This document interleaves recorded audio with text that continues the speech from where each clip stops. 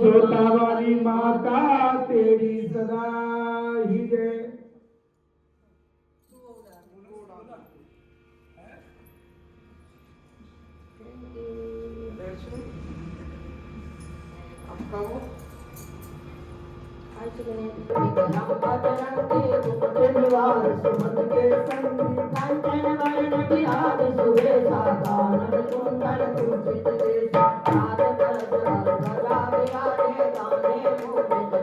शंकर सुवन केसरी नंदन तेज प्रताप महाजगवंदन विद्यावान गुणी अति चातुर नाम काज करबे को आतुर प्रभु चरित सुन में को रसिया राम लखन सीता मन रसिया सूक्ष्म रूप धरि सिंह दिखावा विकट रूप धरि संत जगावा प्रेम रूप धरि असुर संहारे रामचंद्र के काज सवारे लाए सभी जन लखन जियारे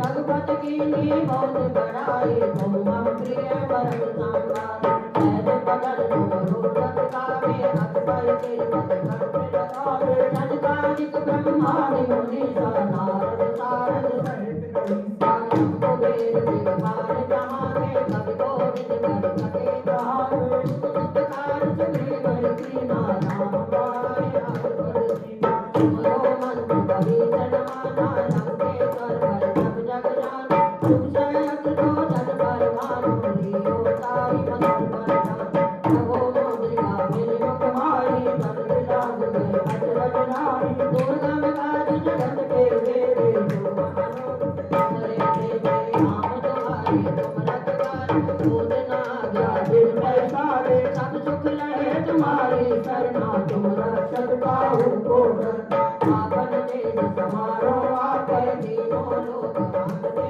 कांपते भूत पिशाच निकट नहीं आवे महावीर जब नाम सुनावे नाथे लोक हरे सब पीरा जपत निरंतर हनुमत बीरा संकट के हनुमान छुड़ावे मन क्रम वचन ध्यान दोहरावे शंकर राम तपस्वी राजा जिनके काज सकल तुम साजा और मनोरथ जो कोई लावे कोई पवित्र जीवन फल पावे चारों जुग करता गुरुहारा रहबर सिंह जगत उजियारा साधु संत के तुम रखवारे असुर निकंदन राम दुलारे आश्रय दिनों दिन के दाता असवर दीन जानकी माता राम रसायन तुम्हारे पासा सदा रहो रघुपत के तुम्हारे भजन राम को पावे जन्म जन्म के दुख बिसरावे अंत काल रघुवर जाई जहाँ जन्म हरि और वेद काचित न धरि हनुमत से सर्व सुख करहि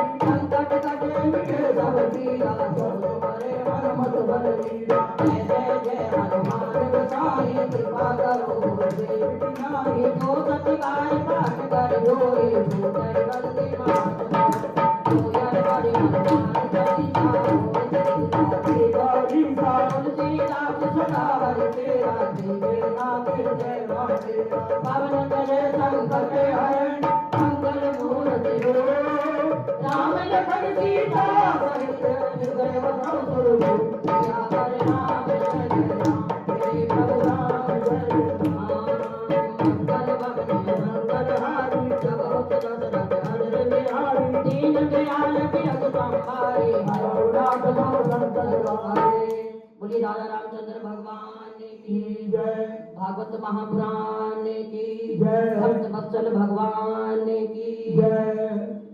भगवान की है आरती पापियों को पाप से आरती श्री भागवत भगवान की है आरती पापियों को पाप से है तारती श्री भागवत भगवान की है आरती पापियों को पाप से है तारती भागवत भगवान की है आरती पापियों को पाप से है तारती ये अमर ग्रंथि है मुक्ति पंथी है पंचम वेद निराला नव ज्योति जगाने वाला ये अमर ग्रंथि मुक्ति पंथी है पंचम वेद निराला नव ज्योति जगाने वाला हरि नाम यदि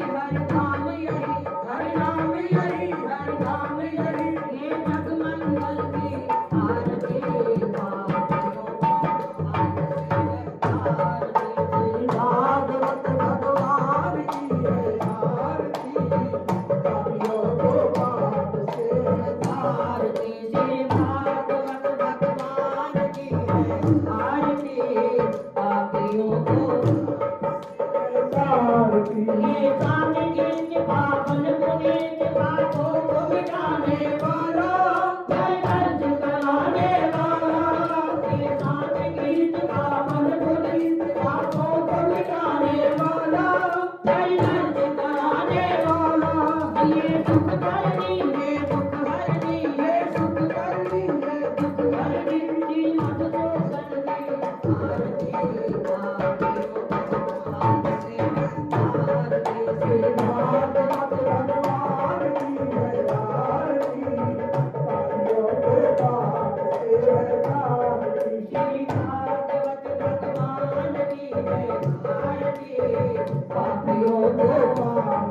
आरती ये मधुर बोल मगपंथ बोल सुमार्ग बताने वाला बिगड़ी को बनाने वाला ये मधुर बोल मगपंथ बोल सुमार्ग बताने वाला बिगड़ी को बनाने वाला श्री राम यही घनश्याम यही श्री राम यही घनश्याम यही ये प्रभु महिमा की आरती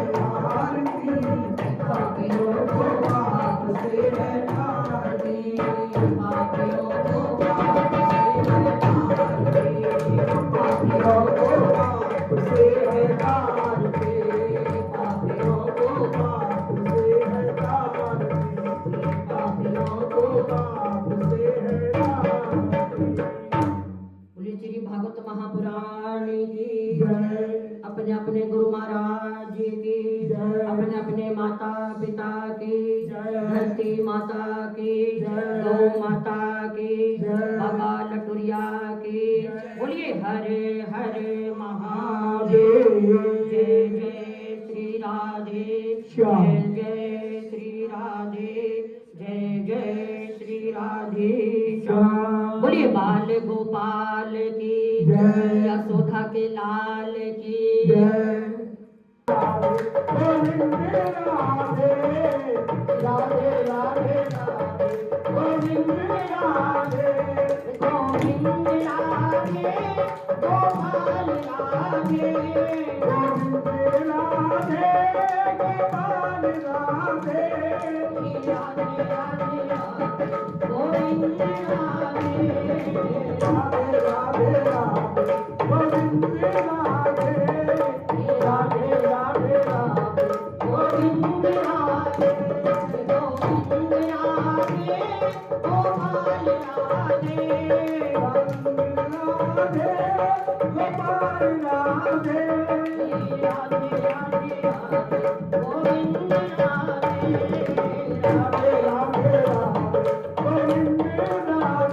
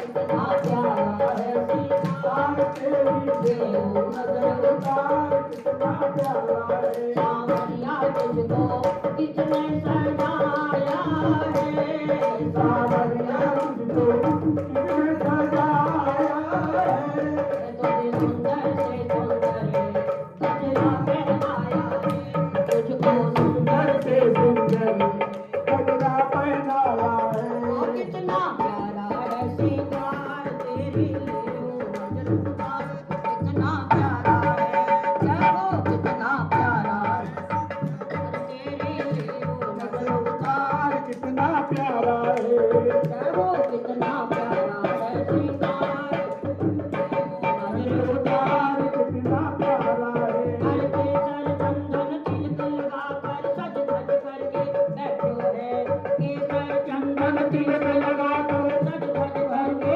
बैठो है अरे लग जाए तेरे चार चांद जो लग जाए तेरे चार चांद जो तूने पहने कितना प्यारा है कितना प्यारा है श्रृंगार तेरी नजर उतार कितना प्यारा है ओ कितना प्यारा है श्रृंगार तेरे लिए ओ नजर उतार प्यारा है ओ कितना प्यारा है श्रृंगार तेरे लिए ओ नजर उतार कितना प्यारा है किसी भगत को बुलाकर काना काली बिंदी लगवा ले किसी भगत को बुलाकर काना काली बिंदी लगवा ले अरे या तो बोले ले ओ तेरी धूल लाई मार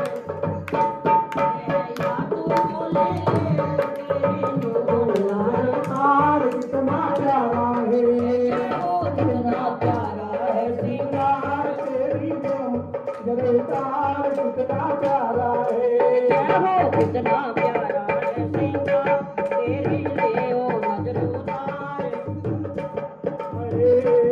कितना प्यारा है श्रृंगार तेरी लिए ओ नजर उतार कितना प्यारा है जय हो कितना प्यारा है श्रृंगार तेरी लिए ओ नजर उतार कितना प्यारा है सांवरिया तेरे भक्तों को तेरी फिक्र सांवरिया तेरे भक्तों को तेरी फिक्र कभी लग ना जाए तुझे दुनिया की बुरी नजरे कहीं लग ना जाए तुझे दुनिया की बुरी नजर वो कितना प्यारा है श्रृंगार हरि बोल कितना प्यारा है श्रृंगार तेरी ले नजर उतार कितना प्यारा है जय हो कितना प्यारा है श्रृंगार तेरी नजर उतार कितना प्यारा है ना जाने किस रंग का है तू आज तलक नहीं जान सके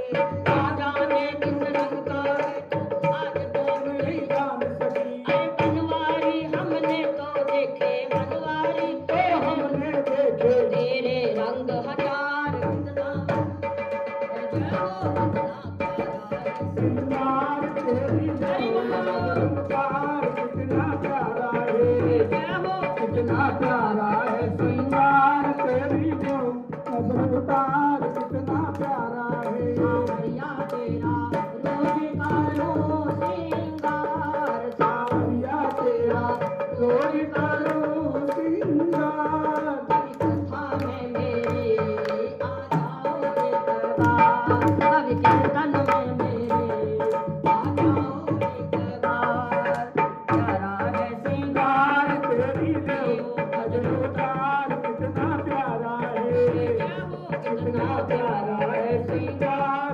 तेरी ले ओ नजर उतार कितना प्यारा है जय हो कितना प्यारा तेरी नजर उतार कितना प्यारा है श्रृंगार तेरी ले ओ नजर उतार कितना प्यारा है बड़े भाग्य गोपाल की जय का नामकरण है तो जैसे जैसे ब्रिज में गोपियों को पता चलता है गवानों को पता चलता है पंडितों को पता चलता है दौड़े दौड़े आ रहे हैं नंद बाबा के घर बधाई हो बधाई हो बधाई हो बाबा बधाई हो बाबा 80 साल में बाप बने हो 80 साल में बाप बने हो 80 साल के थे और सब बधाई दे रहे हैं, बधाई हो बधाई हो बधाई हो। गोपियां दौड़ी दौड़ी आ रही है। मथुरा से आए थे नामकरण करने के लिए गर्ग ऋषि। वो चुपचाप उनको वासुदेव ने संदेशा भेज दिया था जेल में से ही कि महाराज आप जाओ गोकुल में, वहां पे हमारे 2 बालकों का नामकरण तुम्हें करना है। 2 बालकों का, रोहिणी माता के तो बलदाऊ है और यशोदा मैया के ठाकुर जी लाला है कृष्णा। अब ऋषि जैसे सुनते हैं कि हाँ गोकुल में जाना है, राजा के घर जाना है, तो उनको बड़ी प्रसन्नता हुई कि इतने बड़े घर में हम नामकरण के लिए जा रहे हैं। वो तो राजा है, अब राजाओं का पता तो सबको होता है कौन राजा है कौन प्रजा है। बहुत खुश होते हैं। गर्ग ऋषि आते हैं, बाबा गौशाला से गाय की सेवा करके आ रहे हैं। गर्ग ऋषि को देख के प्रणाम करते हैं, महाराज मैं आपको निमंत्रण पत्र भेजने वाला था, बहुत अच्छा हुआ आप आ गए। वासुदेव ने मना करा था कुछ नहीं बताना किसने आपको भेजा किसने नहीं भेजा, क्योंकि मथुरा जब उनके घर में कुछ फंक्शन होता था वासुदेव जी के, तो उन ऋषियों को ही बुलाया जाता था, उनको ही बुलाया जाता था। तो वासुदेव के तो बेटे हैं तो अपने उनको ही बुलाएंगे जिनको बुलाते, कुल के पंडित होते हैं उनके। तो बहुत प्रसन्नता हुई बाबा को। बाबा ने भी सुंदर सा कुर्ता पैजामा पहना, यशोदा मैया ने सुंदर से वस्त्र पहने हैं, लहंगा चौधरी में इतनी सुंदर लग रही है। वहां कंस के मन में दुगदुगी हो रही है कि बालक तो गोकुल में चला गया है, पर यह नहीं पता किसके घर में। पूतना को तैयार करते हैं, पूतना को तैयार करते हैं और कहते हैं कि जाओ ब्रिज में गोकुल में छोटे छोटे बच्चे हैं उनको मार भगाओ, मार दो। तो कहते हैं जब नामकरण बधाइयां बधाइयां गा रहे थे तो यशोदा के जैसे रूप बनाकर पूतना भी नामकरण में आई थी। गोकुल से दूर दूर जो बालक थे, कहते हैं 5-7 बालक उन्होंने पहले ही मार दिए थे। अब गोकुल में देखा कोई फंक्शन हो रहा है तो रूप चेंज करके कहते हैं वो भी लाला के नामकरण में आई थी। बोले बाल गोपाल की। सखियां गोपियां जब उनको देखती थी, वो भी लंबी ठाड़ी थी पूतना, तो पूतना अपने आप को यशोदा मैया की बहन बताती थी। जब गोपियां उनको पूछेगी बहन जी आप कहां से हो, गोपी आप कहां से हो, क्योंकि वो नई नवेली गोपी लग रही थी, वो पता करने आई थी, सीआईडी करने आई थी, कैसे कैसे मैं जाऊंगी स्तनों में दूध में वो लगाकर विष लगाकर, तो पहले पता कर लूं, एड्रेस पता कर लूं कि कहां मेरे को जाना है, कैसे जाना है, लाला को कैसे कैसे रखेंगे कैसे, इसलिए आई थी। किसी गोपी को बोल रही है मैं यशोदा की बहन हूँ, किसी गोपी को बोलती मैं यहीं रहती हूँ गोकुल में ही, बता देती है मेरा घर उधर है, मेरा घर उधर है। अब नया कोई आता है तो सब पूछते हैं, हम और तुम भी पूछते हैं कि आपको पहचाना नहीं कहां से हो। उनको जब पूछते हैं तो सबको अलग अलग बताती है, मैं यहीं रहती हूँ, मैं यशोदा की बहन हूँ। चुपचाप एक कोने में बैठ जाती है, थोड़ी देर के लिए तो लाला को भी गोद में लेती है वो। उधर नामकरण हो रहा है, मंत्रों का उच्चारण हो रहा है, और यशोदा मैया इतना सुंदर लहंगा चुनरी पहन के, इतनी सुंदर 9 लखा हार पहना हुआ है, बड़े बड़े सोने के कड़े पहने हुए हैं, पैरों में कटोरे पहने हुए हैं सोने के, और पूरा श्रृंगार किया हुआ है, इतनी सुंदर। नामकरण के लिए जब गर्ग ऋषि ने देखा तैयारी पूरी हो गई, पूरी अच्छी तरह से। बाबा के तो 9 लाख गायें थी, 2-4 लाख गायें लाके पास में खड़ी कर ली गौशाला से, लाके दान देने के लिए, ऋषियों को दान देने के लिए, गरीबों को दान देने के लिए, क्योंकि बाबा के घर में 9 लाख गायें थी। अब सारी तैयारी हो जाती है तो ऋषियों ने भी अपने मंत्रों का उच्चारण शुरू कर दिया है। सबसे पहले बलदाऊ का नामकरण होता है, क्योंकि बलदाऊ कृष्णा से बड़े हैं। पहले बलदाऊ का नामकरण होता है, तो गर्ग ऋषियों ने मंत्रों के उच्चारण से और पत्नी निकाल कर देखा, तो उनका नाम बोला रा से रख दो, राम रख दो इनका नाम। पहले तो राम का ही नाम आया, फिर बाद में देखते हैं कौन से नक्षत्र में पैदा हुए हैं, कैसे हैं, ग्रह कैसे हैं, तो उनको बा से नाम बताया। ये तो बहुत बलशाली है, बहुत शक्तिशाली है, इनका नाम बलदाऊ रख दो। तो बलराम का नाम बलदाऊ रखा गया। उसके बाद लाला को देखते हैं। जैसे लाला की जन्म पत्री देखने लगे तो लाला को कहते हैं ये तो बड़ा नटखट बालक है,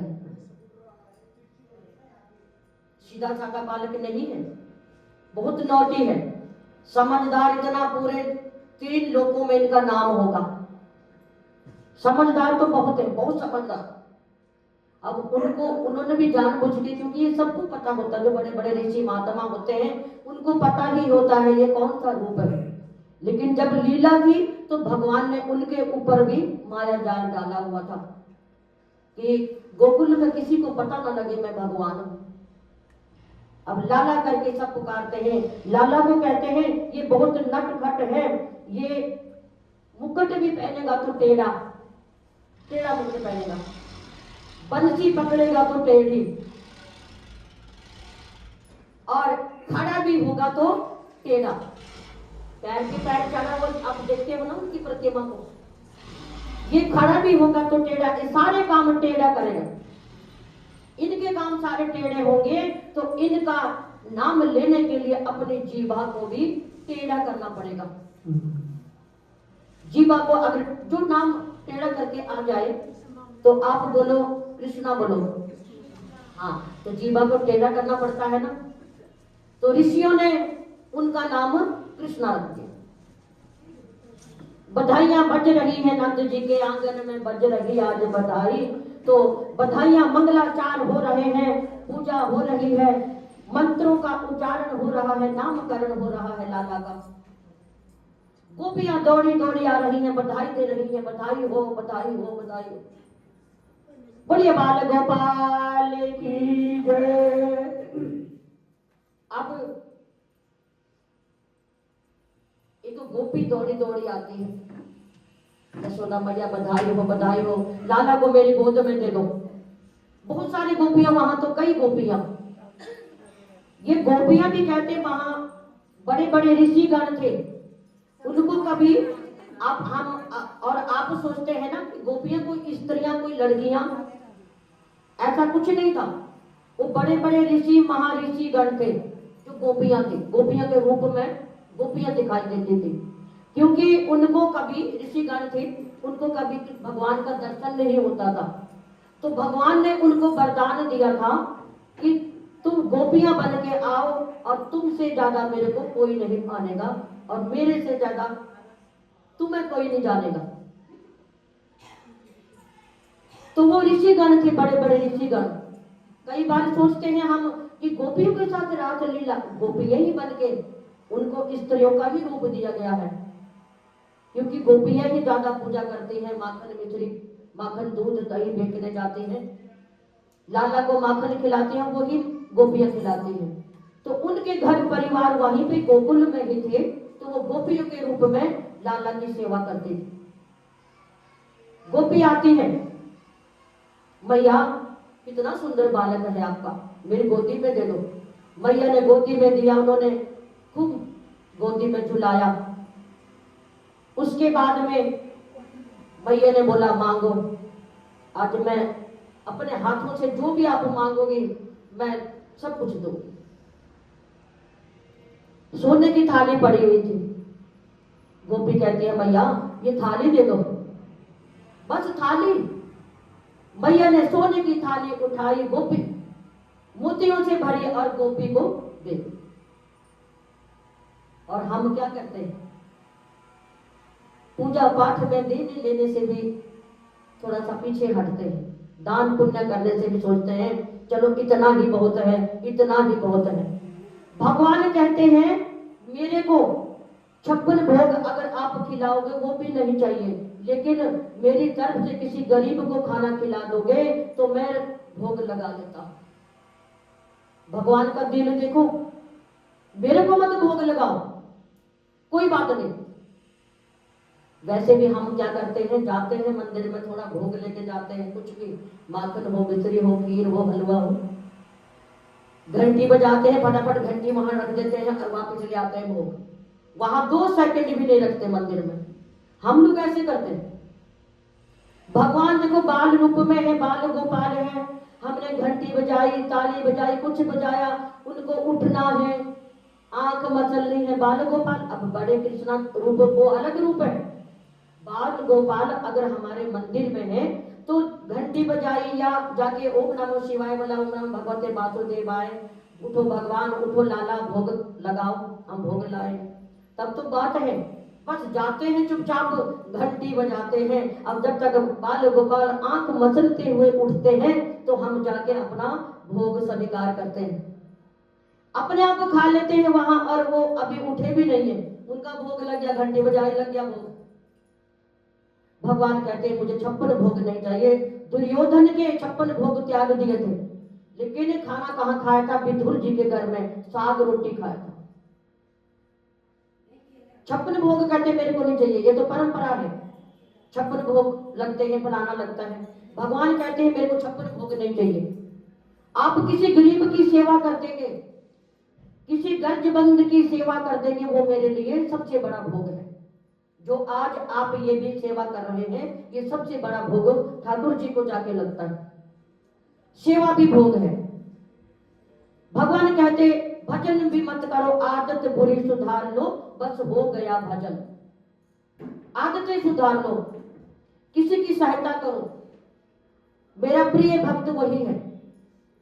और किसी के अच्छे बुरे में ज्यादा दखलबाजी मत करो, कोई क्या कर रहा है, मेरे लिए वही भोग है। निष्काम सेवा करो, उसमें भाव रखो, निष्काम सेवा करो, वो मेरे लिए सबसे बड़ा भोग है। वो उनको जो पूरी सृष्टि को खिला रहे हैं, उनको हमारे भोग की क्या जरूरत है, हम सबको तो वही खिला रहे हैं। ये तो हमारा भाव है, हम भगवान को क्या खिला रहे हैं, कैसे खिला रहे हैं, कथा में हम क्या ला रहे हैं, क्या कर रहे हैं, कितना दान देना है, कितना इकट्ठा करना है, ये हमारा भाव है। यही भाव भगत हमारा देखते हैं। बोलिए भागवत महापुराण की जय। तो गोपी को थाली उठाई और मोतियों से भर के यशोदा मैया ने दे दी। अब उसने भगवान का शुक्रिया अदा करा, कई दिन तक चलेगा ये तो हमें पता नहीं। कितनी बड़ी थाली थी वो, उस टाइम भी लाखों की तो होगी, जितनी वैल्यू आज है सोने चांदी की, उस टाइम तो नहीं थी ना, लेकिन फिर भी लाखों की होगी। बोली भागवत महापुराण की जय, बोली बाल गोपाल की जय। वो गोपी जाती है, रास्ते में दूसरी गोपियां वहां से आती हुई मिल जाती है। अरे बहन कहाँ मिल रहा है ये सोने की थाली, किसने दी, मैया ने दी, मैया ने दी। हाँ हाँ बहन तुम भी जल्दी जाओ, तुम्हें भी मिलेगा। दूसरी गोपी आती है, मैया बधाई हो, बधाई हो, इतना सुंदर बालक है, माँ मैया मुझे भी कुछ दे दो। मैया के हाथ में एक और थाली थी, सोने की थाली, वो भी मोतियों से भरी और गोपी को दे दी। ऐसे ही कई गोपियां आई, मैया ने कुछ ना कुछ दान में उनको जरूर दिया, बहुत कुछ दान में दिया। उधर बाबा बाहर खड़े हैं, जितने भी ग्वाल बाल ब्रिज लोग आ रहे हैं, उनको सब कुछ लुटा रहे हैं, न्यौछावर कर रहे हैं नंद बाबा। अब एक गोपी आई, उसने आकर कुछ नहीं मांगा, मैया बधाई हो, इतना सुंदर बालक, थोड़ी देर मेरी गोद में दे दो। मैया ने बालक को उसकी गोद में दे दिया। उसने गोद में बालक को लेके आंखों को बंद करके साक्षात परम पिता परमेश्वर का दर्शन कर लिया। गोपी ने। अब गोपी ने कुछ नहीं मांगा, यशोदा मैया ने जो अपने हाथ से दे दिया, चुपचाप लेके चली गई। उधर से और गोपी आ रही हैं, बहन तुझे कुछ नहीं मिला? गोपी कहती है नकली चीजें लेने से कुछ फायदा नहीं है, ये तो स्वार्थ हुआ, मेरे को जो मिला वो तुम्हें नहीं मिला होगा। अरे बहन बता दे, हम भी दोबारा जाएंगे, हमें भी मिल जाएगा। अब दोबारा जाने से वो भाव थोड़ी रहेगा, वो तो देखा देखी वाली बात हो गई। बहन ऐसे क्या मिला? कह रही मेरे को तो परम पिता परमेश्वर का साक्षात दर्शन हुआ। वो तो कभी ना वस्तु इधर उधर जाएगी, ना वो किसी में बटेगी, ना, ये तो भाव की बात है, मैं तो धन्य हो गई। अब गोपियों के मन में खलबली मच गई, अच्छा ये धन्य हो गई, इसको कहां से भगवान के दर्शन हो गए? तो भगवान कहते हैं जो भाव से काम हो जाता है वही मेरे को मंजूर होता। बोली बाल गोपाल की जय। कोई लोग दान पुण्य करते हैं, एक दूसरे को पूछ के करते हैं, तुमने कितना दिया तो मैं भी उतना ही दूंगा, मैं भी ज्यादा क्यों दूंगा। भगवान ने शास्त्रों में लिखा है वो सबसे बड़ा पाप है, वो धर्म नहीं है।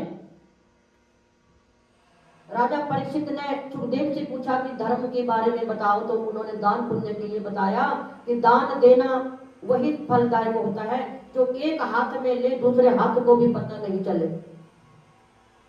दान वही होता है। हम एक दूसरे को पूछते हैं तो अपने दान की थोड़ी वो फलदायक जो दान होता है उसमें कमी कर देते हैं बोलकर। भगवान कहता है मैंने तुम्हें कितना दिया है, तुम कितना भी दान दो, दान की कोई सीमा नहीं है। भगवान कहते हैं मेरे भक्तों को दान देते हैं, भक्त खुश है तो मेरे को सबसे बड़ी खुशी मिलती है। बोली भागवत महापुराण की जय। भागवत में बार बार दान का जिक्र आता है, इसलिए आता है 7 दिन भक्त लोग अपनी मेहनत से अपना काम छोड़कर बैठते हैं तो कोई फल से वंचित ना रहे, सबको बराबर मिले। कथा का फल देखो, जब आप भागवत विदाई करते हैं उसमें भी बहुत बड़ा महत्व बताया गया है कि 7 दिन का आपको एक ही दिन में पूरा फल मिल जाता है। जिस दिन भागवत की विदाई होती है आपको, जैसे हमने ये कलश क्यों रखे हैं, हमने कलश का महत्व क्या है? हम जाकर अपने काम में घर में लग जाते हैं, हमने अपनी तरफ से अपने कलशों को यहाँ विराजमान किया है कथा के अंदर, तो सारी कथा हमारे कलश के अंदर जा रही। आप समझते हो भाव कितना बड़ा भाव होता है। जितनी भी कथा कही जाती है सारी कलश के अंदर जाके समा जाते हैं। और जब इस जल को हम लोग चाहे छींटे मारे घर में, चाहे कुछ भी करें, बहुत पवित्रता आती है। 7 दिन ये बेचारे ना इधर हिले ना उधर हिले, ये कथा बराबर सुन रहे हैं।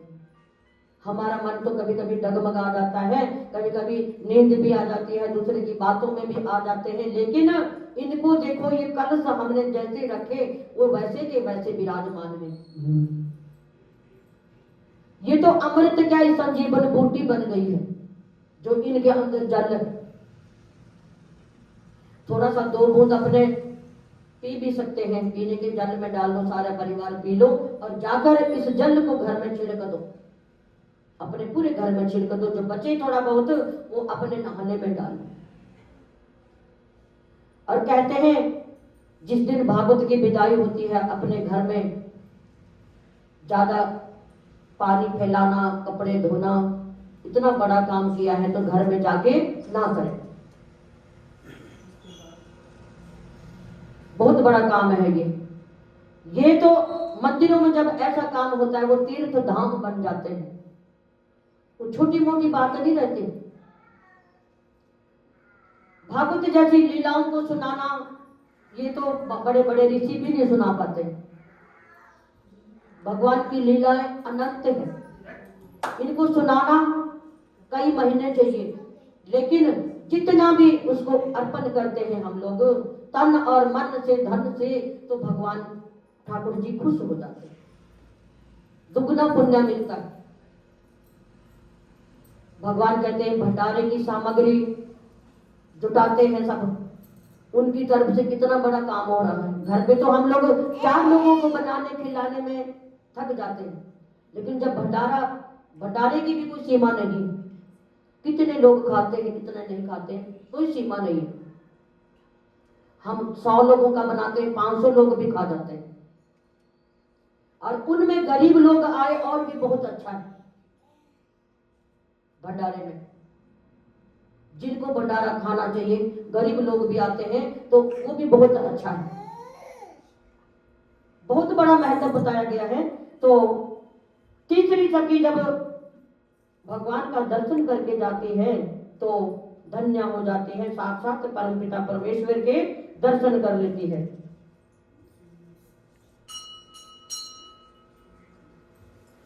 बोली भागवत महाप्राण की जय, बोली बाल गोपाल की जय। अब सब गोपियां बधाई देके अपना जो भी मिलता है सब चले जाते हैं। गर्ग ऋषि भी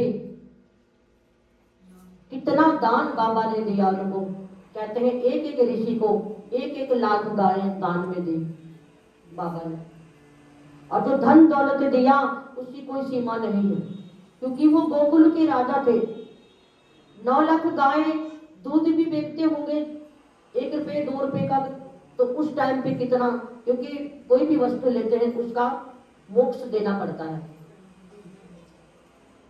ना भी बेचते होंगे, कुछ भी है कैसा भी है, लेकिन वो राजा थे, उनके घरों में किसी चीज की कमी नहीं। क्या पता गोपी लोग या हमारे तुम्हारे जैसे जो लोग होते होंगे गोकुल में, वो उनको दान में दूध देते होंगे, वो अपना काम चलाने के लिए, अपने घर की रोटी राशन चलाने के लिए, क्या पता वो भी बेचते हो। वो 9 लाख गांवों का दूध कहाँ, कितना दूध होता होगा, कुछ ना कुछ तो होता होगा। आज भी ब्रिज में जाओ तो वहां बड़े बड़े पतीले, बड़े बड़े थाल दूध से भरे होते हैं। आज भी वही है वहां पे, वृंदावन में आज भी है, गोवर्धन में आज भी है। जो जो पहले होता था वो आज भी है वहां पे। लेकिन एक विश्वास भाव से हम जाते हैं तो साथ हमें दिखता है। नामकरण होता है, अपने अपने चले जाते हैं सब, बाबा बहुत खुश होते हैं। उसके बाद लाला छोटी छोटी लीलाएं करना शुरू कर देते हैं, छोटी छोटी लीलाएं।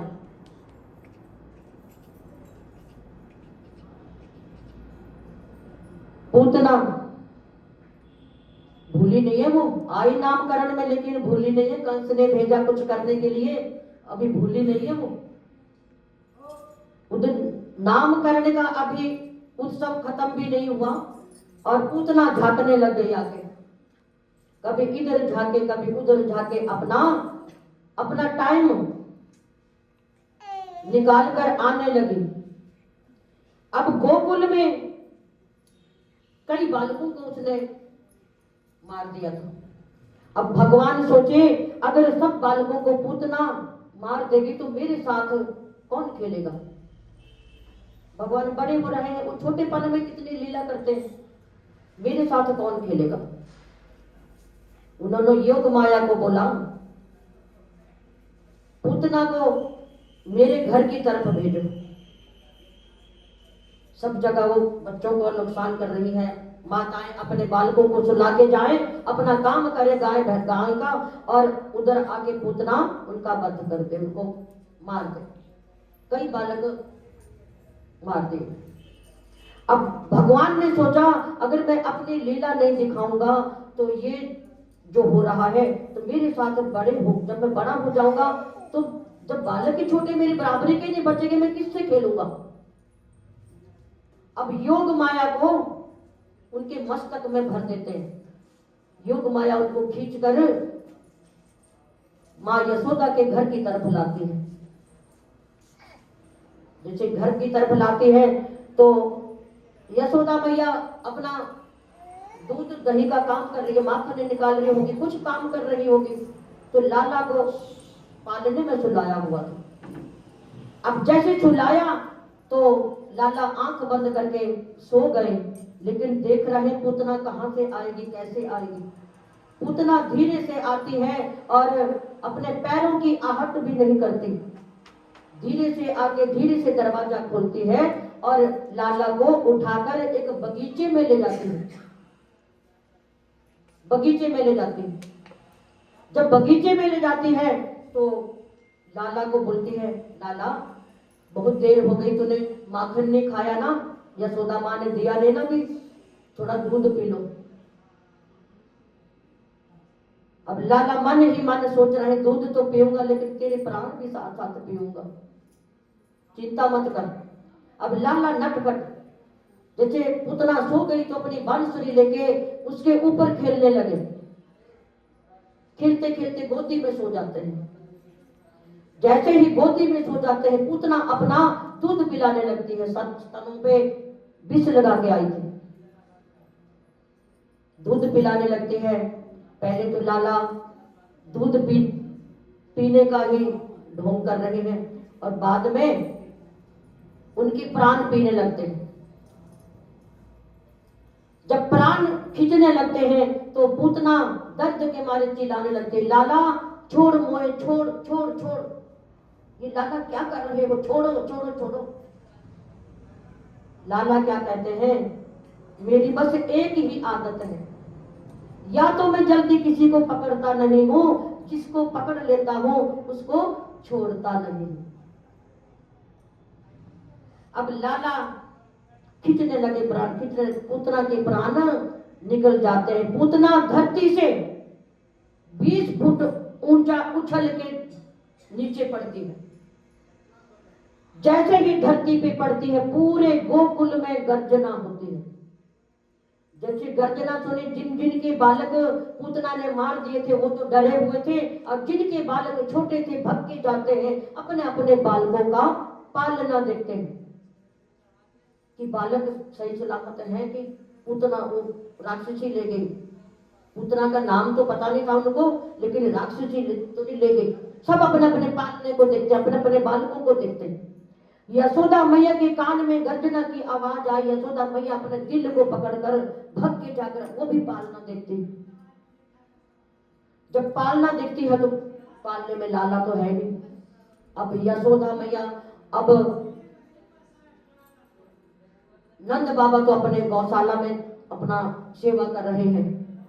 भग के जाती है, लाला के बापू जल्दी आओ जल्दी आओ, गोपियों गवालो, जब सबको आवाज देने लगी, लाला नहीं है, लाला नहीं। भाग के बगीचे की तरफ जाती है, जहां से आवाज आई उधर जाती है तो क्या देखती है, बहुत बड़ा पर्वत की तरह पूतना। पूतना तो भेष बदल के आई थी, कह रही अब नामकरण का कोई कोई सुनाता है कि पूतना नामकरण में आई थी, क्योंकि वो पहले से ही गोकुल में प्रवेश कर चुकी थी, कई बालकों को खा चुकी थी, मार चुकी थी।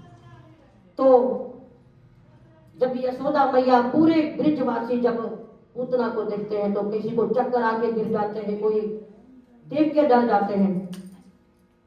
अब सबसे पहले जाके मैया ने लाला को उठाया। लाला अपनी बांसुरी लेके वहीं पर ही नृत्य कर रहे हैं। भूल गए कि मेरे को क्या करना है, एकदम भूल गए, एकदम अपनी माया समेटी और रोने लग जाते हैं, मैया मैया, और छोड़ के मैया की तरफ भागते हैं। मैया एकदम से गोद में उठा लेती है। पहले थोड़ी देर भूल गए, नृत्य कर रहे अपनी बांसुरी लेके, क्योंकि इतना बड़ा शरीर, कई कितना किलोमीटर तक होगा, उस पे मजे से बांसुरी बजा रहे, नृत्य कर रहे थे। अब जैसे माँ यशोदा मैया दिखी तो भगवान को याद आ गई, ये तो मेरी माया है, अगर इनको पता चल गया तो आज से ही मेरे ऊपर शक हो जाएगा। लाला बांसुरी को नीचे पटक के और रोने की आवाज निकालने लगे। यशोदा मैया भी रोते रोते, हाय मेरा लाला, हाय मेरे लाला को कुछ तो नहीं हुआ, मेरा लाला मेरा लाला, मेरे लाला को तो नजर, पता नहीं कैसी नजर लग गई मेरे लाला को। उठाती है और गोदी में लेकर और अपने महल की तरफ आ जाती है। सारे ब्रिजवासी अपने अपने चले जाते हैं। बाबा आते हैं तो ब्रिजवासी सब इकट्ठे हो जाते, बाबा आज तो लाला को भगवान ने ही बचा लिया। बाबा कहते हैं क्या हुआ लाला को? कहते हैं एक राक्षसी जो हमेशा बालकों को मार देती है, वही राक्षसी आज यहाँ पर भी आ गई थी और बालक को उठा के लाला को बगीचे में उठा के ले गई। तो यशोदा को पूछे, यशोदा तुम कहाँ थी? कहती बस मैं 2 सेकंड के लिए रसोई में अपना दूध देखने के लिए गई, उतने में ही लाला को ले गई। लाला को पत्तियां बना के नजर उतारते हैं, बलैया लेते हैं, मेरे लाला को अच्छा हुआ, कुछ ना हुआ। ब्रिजवासी बोल रहे हैं बाबा लाला को तो भगवान ने बचा लिया, अब लाला मन ही मन, अब लाला तो लीला कर रहे, वो तो भगवान है साक्षात। लाला कहता है हाँ बाबा तुम्हारे लाला को भगवान ने बचा लिया, मन ही मन लाला मुस्कुरा रहे। तो उसके बाद में नंद बाबा कहीं किसी काम से चले जाते हैं और वहां पे गर्ग ऋषि आते हैं यशोदा मैया के घर में।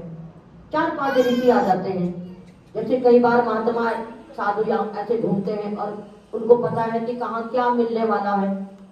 तो गर्ग ऋषि यशोदा मैया के घर आ जाते हैं, कहते हैं मैया, मैया बिठाती है, दूध पिलाती है, उनको खाना खिलाती है। अब शाम हो गई, भगवान के भोग का टाइम हो गया। तो ऋषिगण कहते हैं यशोदा मैया से हमें थोड़ा सा दूध दे दो, हमें भगवान का भोजन बनाना है।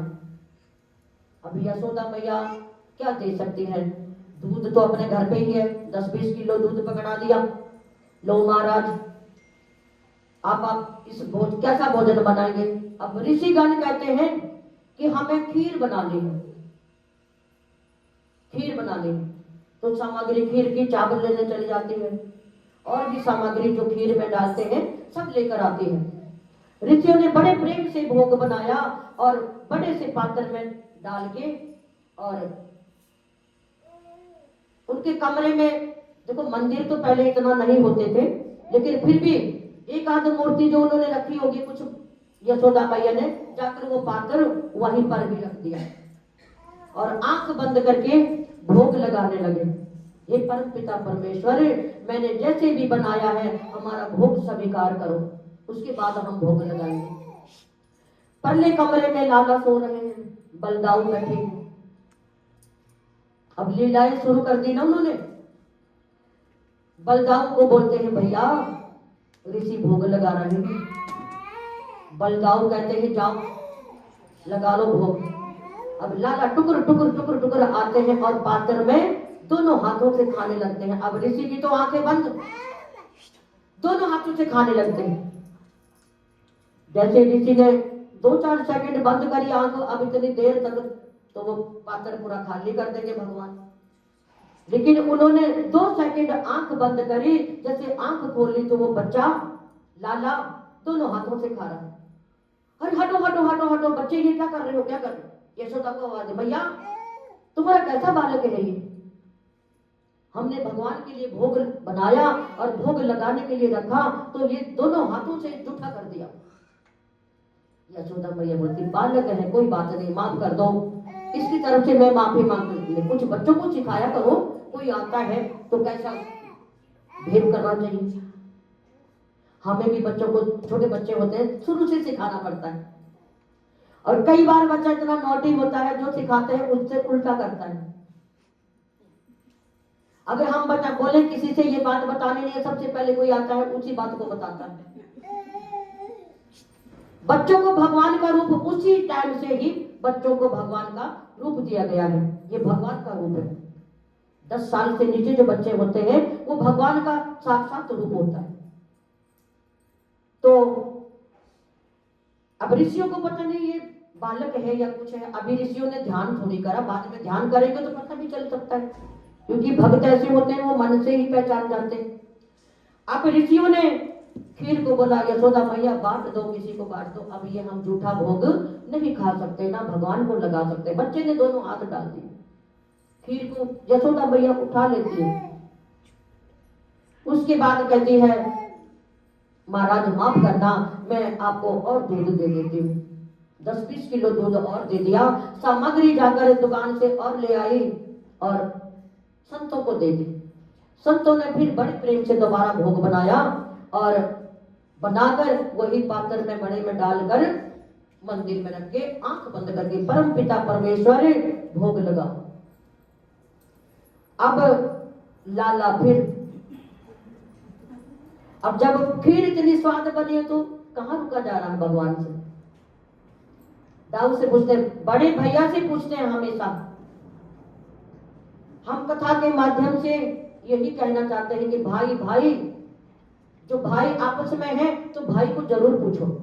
जो भाई छोटा है बड़ा है, छोटा है तो छोटे को पूछे, छोटे भाई का बड़ा भाई है तो भाई को पूछो, भाई ये काम करना है, करे ना करे।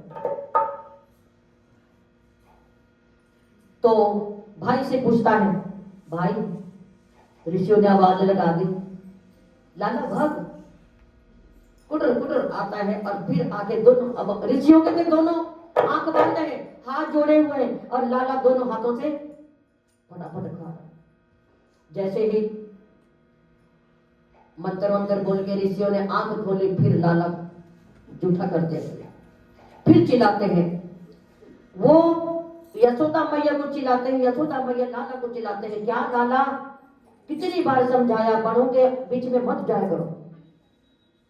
तो लाला बोला, मैया मैं कहाँ जा रहा हूँ, मेरे को ऋषि मुनि तो ही बुला रहे हैं। अरे ऋषि मुनियों ने तुम्हें कब बुलाया, वही तो मेरे को भोग लगाने के लिए बोल रहे हैं। अब फिर भूल जाते हैं अपनी माया कि मैं क्या कह रहा हूँ, कि कभी भगवान ना समझे।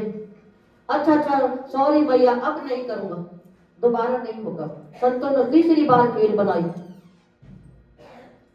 तीसरी बार बनाई, लेकिन तीसरी बार के लिए मैया ने लाला को पैर से बांध दिया।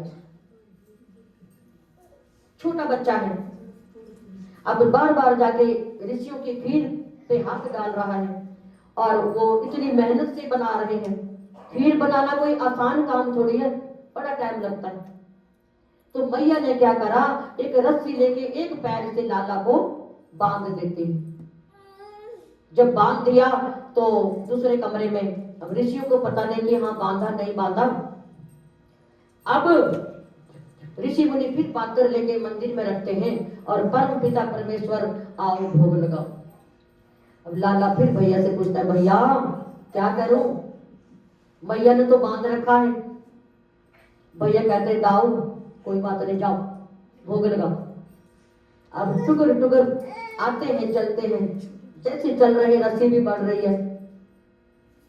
भगवान के लिए क्या रस्सी, क्या बांधना, लेकिन खुशी उनको भी अंदर अंदर बड़ी हो रही है कि देखो भैया ने मुझे पैर से बांध दिया, लेकिन फिर भी मैं भोग लगाऊंगा। भक्तों ने इतने प्रेम से भोग बनाया। अब जितना चलते हैं उतनी रस्सी बढ़ते बढ़ते बढ़ते पात्र के पास पहुंच जाते हैं। पात्र के पास पहुंच गए तो भोग लगाने लगे। अब आंख बंद करके ऋषि मुनि ध्यान में है, आंख खोली तो रस्सी से बंधे हुए हैं और भोग लग रहा है। दोबारा चिल्ला के पड़ जाते हैं, मैया कैसा बालक पैदा करा है, बालकों को कुछ सिखाओ, छोटेपन से सिखाओ, अभी सिखाओगे तो बड़े होके तुम्हें धोखा नहीं देंगे। बालकों की बात कौन समझ रहा है। अब परम पिता परमेश्वर बोल के भूख लग रहा है। अब लाला को डांटने लगती है, मैया लाला ये तो बार बार क्या कर रहा है, मैया मैं क्या करूं, जब ये मेरे को बुला रहे हैं बार बार तो मैं भोग लगाने आ जाता हूं। तो कह रहे तू भगवान थोड़ी है, तू बार बार जाके झूठा कर देता है, तू भगवान थोड़ी है। मैया बोले तो मैं भगवान बन जाऊं, फिर जीभ काट लेते हैं, ओहो मैंने क्या बोल दिया। मैया मैं क्या भगवान बन जाऊं, चतुर्भुजी भगवान। मैया कहती कैसी बातें कर रहा लाला, तेरे को क्या पता चतुर्भुजी भगवान होते हैं। भगवान फिर मन ही मन सोचते हैं मैंने क्या कह दिया, लेकिन ऋषि समझ जाते हैं ये कोई साधारण बालक नहीं है। जब ऋषि अपनी आंखें बंद करते हैं तो चतुर्भुजी भगवान का दर्शन उनको विराट रूप में होता है। जब दर्शन होता है तो 4-5 ऋषिगण थे, आंख खोलते हैं, कहते हैं जो पात्र में खीर बची हुई है भगवान ने लगा लिया भोग, अच्छे से लगा लिया, वो खीर बची थोड़ी बहुत बची है। तो जो ऋषिगण थे एक दूसरे को इशारा करते हैं भाई जो बच रही है खीर फटाफट खा लो, ये साधारण बालक नहीं है। अब मैया रसोई में से निकलती है काम करके तो क्या देखती है, पात्र में वो 4-5 साधु दोनों हाथों से लगे पड़े, दोनों हाथों से खा रहे थे। खा ले भाई, ये तो हम बहुत भाग्यशाली किस्मत वाले हैं जो आज हमें भगवान की जूठन मिली है, हमें तो पता नहीं, हम तो वैसे ही डांट रहे थे। अब 4-5 साधु दोनों हाथों से लगे।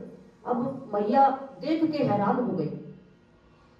मैया सोचती है अभी तो ये डांट रहे थे, अब खाए भी और आंख बंद करके एक पैर ऊपर करके नाचे भी।